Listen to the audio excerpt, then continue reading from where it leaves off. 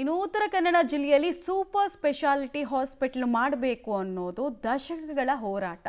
ದಶಕಗಳಿಂದ ಆ ಭಾಗದ ಜನ ಕೇಳ್ತಾ ಇರುವಂತಹ ಒಂದು ಬೇಡಿಕೆ.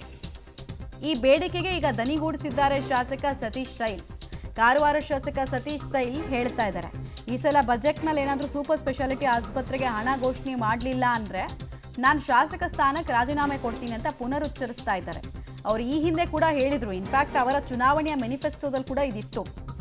ಬಜೆಟ್ನಲ್ಲಿ ಅನುದಾನ ಸಿಗುವ ಭರವಸೆ ಇದೆ ಅಂತ ಹೇಳಿದ್ದಾರೆ. 2 ವರ್ಷದಿಂದ ಇದೇ ಹೇಳ್ಕೊಂಡು ಬಂದರು, ಸಿಗಲಿಲ್ಲ. ಈ ಸಲ ಅಟ್ಲೀಸ್ಟ್ ಆಗುತ್ತಾ ನೋಡ್ಬೇಕು ನಾವು.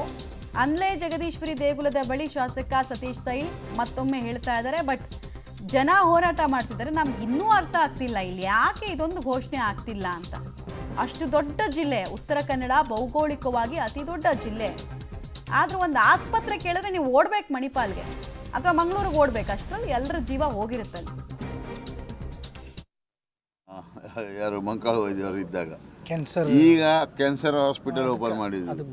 ಇವತ್ತು ನಾನು ನಿಮಗೆ ಚಾಲೆಂಜ್ ಮಾಡಿ ಹೇಳ್ತೇನೆ, ಮುಂದಿನ ಈ ಒಂದು ಬಜೆಟ್ನಲ್ಲಿ ಕಾರವಾರದಲ್ಲಿ ನಾವು ಅದನ್ನು ಏನು ಮಾಡ್ತಾ ಇದ್ದೇವೆ, ಮಲ್ಟಿ ಸ್ಪೆಷಾಲಿಟಿಯನ್ನು ಹೈಗ್ರೇಡ್ ಮಾಡಿ ಸೂಪರ್ ಸ್ಪೆಷಾಲಿಟಿ ಮಾಡ್ತಾ ಇದ್ದೇವೆ. ಇದ್ರ ಬಗ್ಗೆ ಮತ್ತೆ ಚಿಂತೆ ಇಲ್ಲ. ಇದಾದ್ಮೇಲೆ ಮತ್ತೆ ಅವರು ಮತ್ತೆ ಹೇಳೋದು ಅವ್ರು ಬಿಡೋದಿಲ್ಲ. ಹೌದು, ನಾನು ಹೇಳಿದೆ ರಾಜೀನಾಮೆ ಕೊಡ್ತೇನೆ ಅಂತ ಹೇಳಿದೆ.